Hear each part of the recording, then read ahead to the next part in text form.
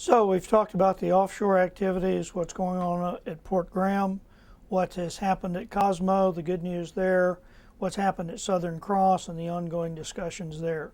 Let's switch over for a moment and talk about what's going on land. Let's start that with the KL well. The KL4 well has been, again, another big success for us. One of the things that we were wanting to do with that well in particular was to confirm our 3D imaging capability. In other words, we've been drilling wells at KL for some time now.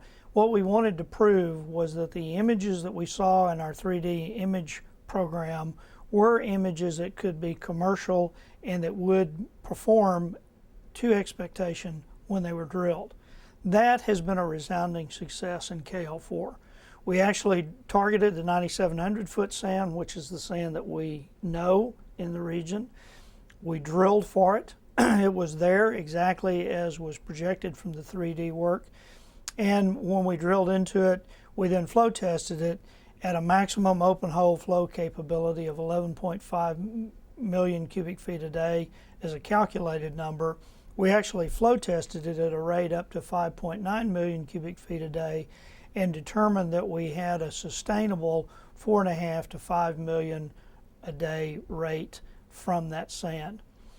What does that mean? Well, that means once you know where you can accurately predict where you're going to have commercial sands and commercial production, it becomes much easier to do the development work in a region. And so this is a very big well for us.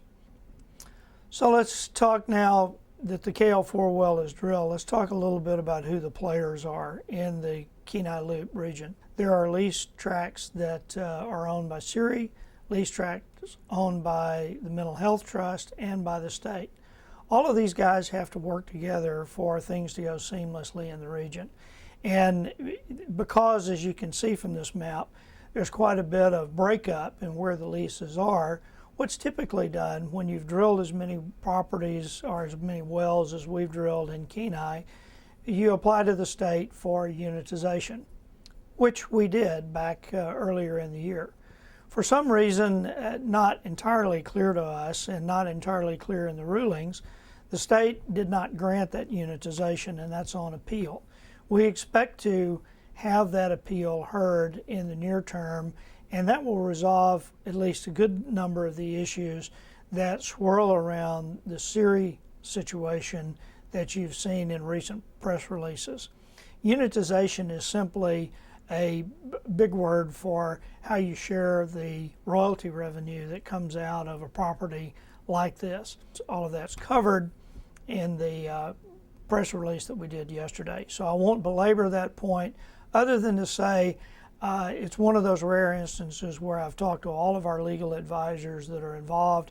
I get a unanimous opinion from them that this is not something that negatively impacts our position at Kenai over the long haul. So that's what's going on at KL. Let's talk a little bit about West Eagle.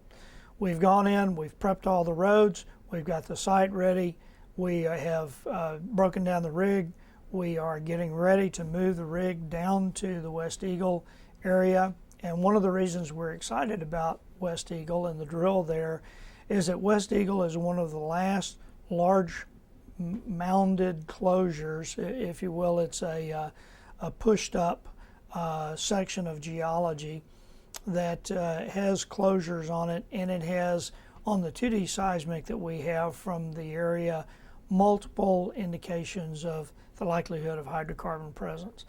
We have both oil and gas targets at West Eagle, which is one of the reasons we're excited about it. Oil production would be a big plus for us, and so we like the idea that we can move down to West Eagle, drill, and prove up one of the last remaining structures in the region that, if it's typical to the other structures like it that have been drilled on the peninsula, it will be hydrocarbon bearing. So very excited about that move. That should happen here in the near term, and we should be at a point of knowing some results from that before year end.